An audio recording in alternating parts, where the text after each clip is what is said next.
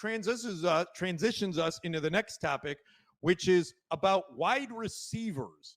Is Marvin Harrison Jr.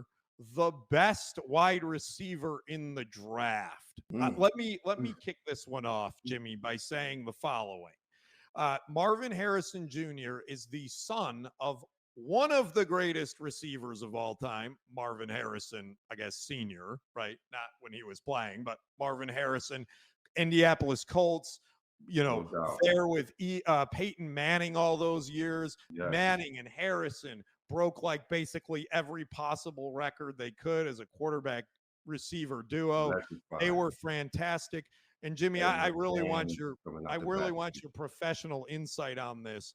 But I think that when you are the son of a professional athlete, I think you are raised from the beginning of what to expect and how to conduct yourself and the work ethic. And I think that sets you apart. So that's two questions. Do you agree with that statement that because his dad was such a high performing pro, do you think that plays into this? And also, do you think he's the best receiver in the draft? I do think it to answer your first part of your question, I do think it benefits him or he's gotten some benefits for his father being an all-pro.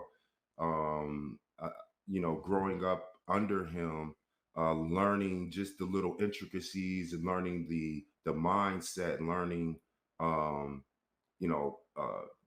eating habits, training habits, sleeping habits, and things on another level that we possibly can't think about, that give him an advantage to being a great football player.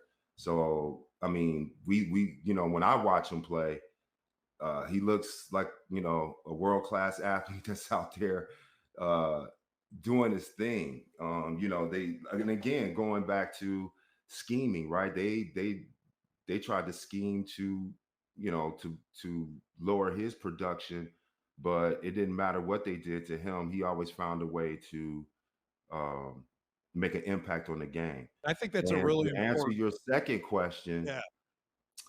I don't know if he's the best receiver in the league. There's a guy down at LSU, Neighbors, who also could make a claim himself. That's pretty tough. And he also got a guy, I can't think of his name, is escaping me right now, but out in Washington. Rome Odunze. Yes. Those are the guys. Those are pretty good guys. So, and it's subjective. It really is subjective when you want to say who's the best. Just like Caleb and Jaden, it's hard to say who's the best. It's about team needs, and timing.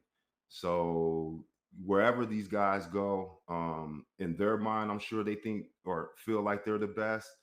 But like you said, time will tell. We'll see when their name gets called this evening. Here's what I think. Malik Neighbors, by many draft pundits, is a better receiver than Marvin Harrison Jr. And Malik Neighbors went to LSU, and they, like I saw a quote earlier.